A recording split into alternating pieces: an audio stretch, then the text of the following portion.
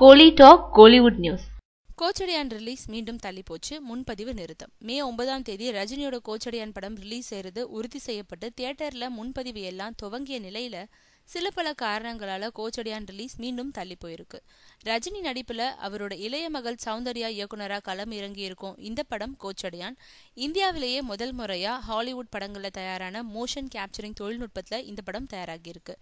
3D animation படமா கிட்டத்தட்ட 2 வருஷங்களா உருவாகி வந்த இந்த படம் இப்போ ரிலீஸ்க்கு தயாராயிடுச்சு. ஏற்கனவே 5 முறை தள்ளி போன ரிலீஸ் தேதி வர மே 9ஆம் தேதி ரிலீஸ் செய்யறது உறுதி செய்யப்பட்டுச்சு. தமிழகத்துல மட்டும் சுமார் 500 தியேட்டர்கள்ல இந்த படம் ரிலீஸ் ஆக இருக்கிறதா அறிவிக்கப்பட்டு இன்னைக்கு முதல்ல முன்பதிவும் தொடங்குச்சு. சென்னையில பல மால் தியேட்டர்கள்ல 3 தினங்களுக்கு முன்னாடியே புக்கிங் முடிஞ்சிட்டதா சொல்லப்படுது.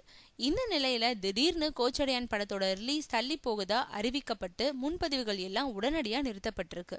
கூடுதல் பிரிண்ட் போடணும்ன்ற காரணத்துக்காக ரிலீஸ் தள்ளி போகுதுன்னு படக்குழு தெரிவிச்சது. மேலும் 23ஆம் தேதி ரிலீஸ் ஆகுதுன்னு தற்போது அறிவிக்கப்பட்டது.